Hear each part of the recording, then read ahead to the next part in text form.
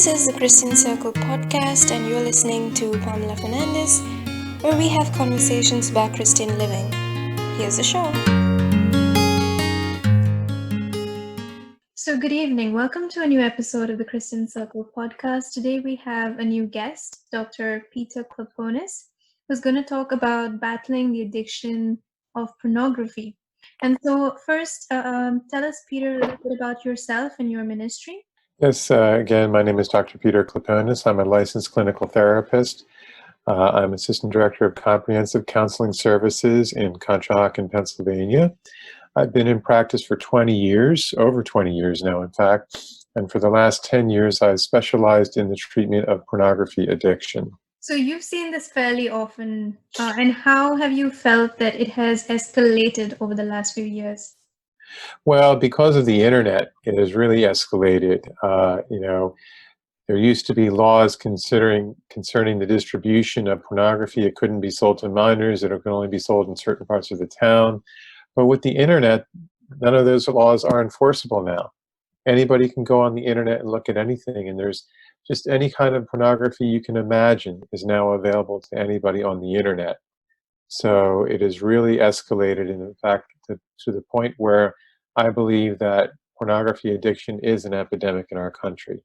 The reason how I contacted you was because of this advice that you offered on National Catholic Register.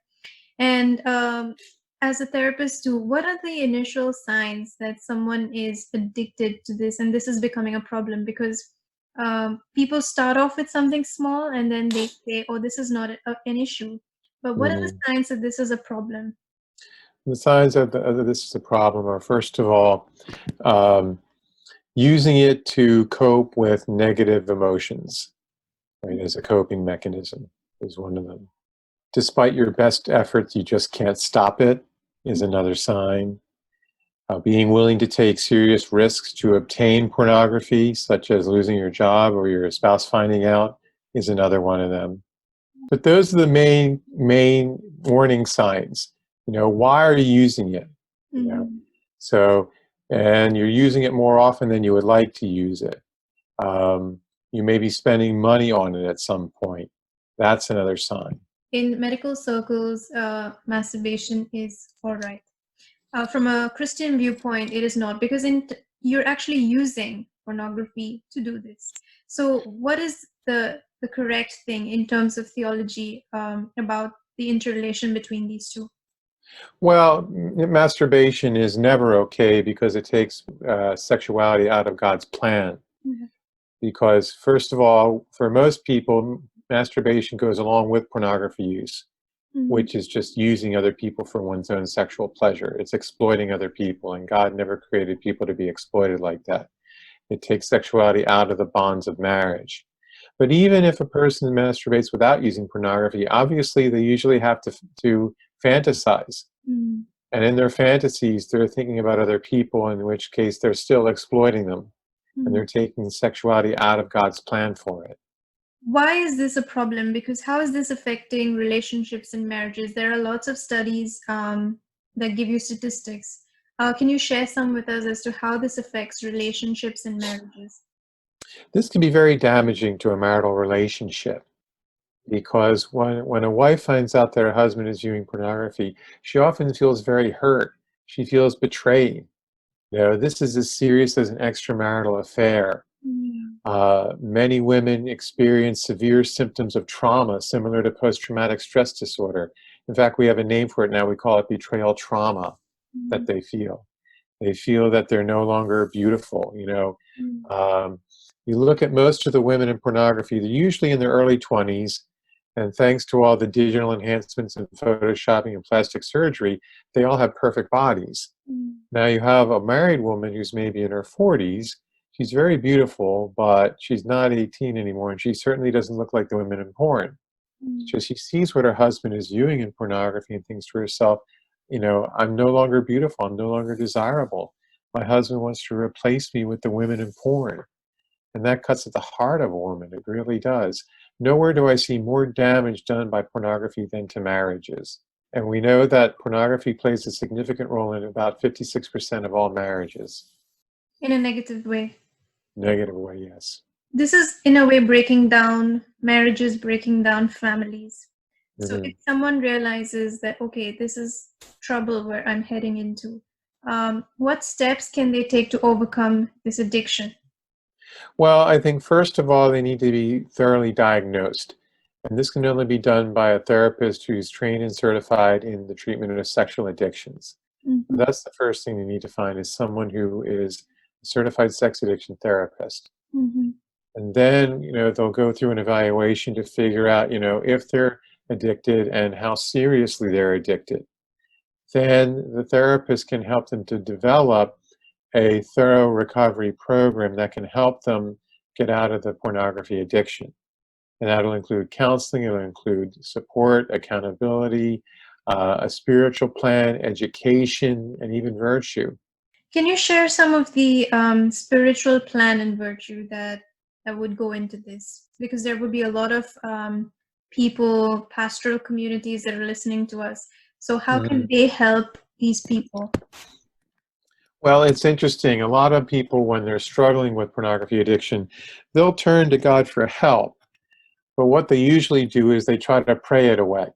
They think Mm, if I pray hard enough, then God will take away this addiction. And it doesn't happen. It doesn't work that way. And I tell people you're going at it from the wrong direction. Instead of asking God to take it away, you invite God mm, into the healing process, into the recovery process, to mm. walk with Him every day through it. That's where you experience His healing power. And we do this through our church, through the sacraments, through prayer and scripture reading. All of these things help you to grow closer to our Lord and experience His healing in this addiction. How much does childhood, whether there is abuse, whether there is issues back in childhood that actually leads to all of these problems? There can be a lot of issues in childhood that contribute to these problems. Growing up in a home where there's abuse, physical, emotional, uh, sexual abuse, neglect, divorce is a big trauma for children. Mm, Growing up in these types of homes where they don't have a safe, loving environment. And what happens is usually in their early adolescence, they discover pornography and mm. they find that it's a great escape. And they use that to this escape from the pain of their lives. And this is where a lifelong addiction to pornography can develop. For young teenagers, high schoolers, what is something that parents can start doing? Because this is a different group. It's different when you've got adults to deal with. But how Mhm. would you deal with children in that case, or younger adults? Well, first of all, we have to educate them. We have to educate them on the dangers of pornography. Kids need to know that pornography is a dangerous, addictive substance. Now, Mm, many parents are afraid to talk about this because they think they're talking about sex. And it mm. really isn't about sex, it's about a dangerous, addictive substance. So, now today we know that the average age of when a child is first exposed to internet pornography is around 8. Wow. So, that's when they need to start really educating children on the dangers of the internet. Another thing they need to do is make sure that all the use of the internet is being monitored. Mm, So, I tell parents you never leave your child alone with the internet. If you leave a child alone with the internet, you might as well be leaving him alone with a perfect stranger. mm. And parents can initiate this conversation on their own as soon as a child hits 8, or they wait for some signs or something. I think they should initiate it on their own. In fact, there's a wonderful book that I recommend called Good Pictures, Bad Pictures. Hmm. And it's written on an 8-year-old level. And it's something that parents can read with children to help educate them about the dangers of pornography. Now, how long would you say it takes for someone to recover from this? To recover, well, to achieve sobriety takes about 6 to 18 months. To fully recover from a sexual addiction takes about 3 to 5 years. And let's say someone is on this road to recovery with their spouse, with their church, with their support system, and suddenly they find that they've slipped up. And this happens with almost every sin imaginable, not just with porn. Mm. So, what do you do when you fall back into this, and this somehow seems to get people off the bandwagon altogether? Okay, yeah. Yeah, you have to understand that in the recovery process, there will be slips, right? There will be falls along the way. And the best advice I can give to someone is just to be very open and honest about it. If you have a fall, let people know about it. Let your spouse know about it. Let your therapist, let your support group know about it, because then they can analyze that fall and use that information to ensure that it doesn't happen the same way again. I know there are a lot of single people who are listening, and many people who are also preparing for marriage and things like that. And what would you say, or how would you initiate conversation about these things with your potential spouse, with a partner, or even a husband or a wife, or about about, I don't know, the sin, or whether this is a part of their life, whether this is something that they are indulging in. Well, first of all, for people who are engaged to be married, I think this should be a part of their marriage preparation process. Mm, Oftentimes they'll be meeting with a pastor or maybe an older couple in the parish. They need to sit down and start the conversation with the young couple. mm, Talk about pornography. How do they feel about it? mm. What's their view on it, and educate them on the dangers of pornography for the marriage. For couples, um, they have to be willing to sit down and talk about it. And usually, it's the wife who initiates that because she's the one who feels the most hurt and betrayed by the pornography use. And if a wife wants to sit down and talk to her husband about it, my advice to husbands is to listen. Mm. Really listen to your wife and about how the pornography use makes her feel. Because most of the time it makes her feel awful. It makes her feel rejected. It makes her feel betrayed and just let down altogether. What are the three best things that you can advise people to say, don't do this? First of all, you need to have a good support and accountability system. Joining a support group, having a sponsor, having accountability partners, and when you feel that temptation to use, contacting one of them. Mm, Contacting accountability partners, say, hey, can we talk? Can we get together for coffee? Something like that. Another thing that I can recommend is making sure all the use of technology is being monitored. yeah, There are programs like Net Nanny and Covenant Eyes nice, yeah. that they can use to ensure that all their use of technology is monitored. That can be a great deterrent of this. And number three, what I would suggest is having a strong prayer life. Mm. That strong relationship with God, to be able to turn to God whenever you're struggling. So between having everything monitored, having a strong relationship with God, and a strong relationship with accountability partners, I believe you can avoid falling into pornography use. And would you suggest doing an inner healing retreat? Yes, there are lots of retreats for people who are addicted. There are intensive weekend programs for those who are struggling with pornography addiction and sexual addiction. I would definitely recommend them if you can find one in your area. Well, thank you so much for talking to us about this, and tell people where they can find out more about you, Peter.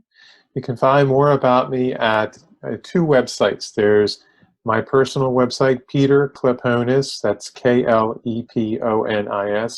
peterkleponis.com, or you can reach us at our organization website, which is integrityrestored.com. Mhm. And what does Integrity Restorer do? Integrity Restored is an educational organization that we created to help educate people on the dangers of pornography. So we have a 26-week coaching program for those who are struggling with pornography. We offer conferences and retreats. We have books that we sell on pornography addiction and how to overcome it. So it's a great educational resource. So thank you so much for spending this evening with us in the middle of the week and talking to us. Thank you so much, Peter. Thank you for having me.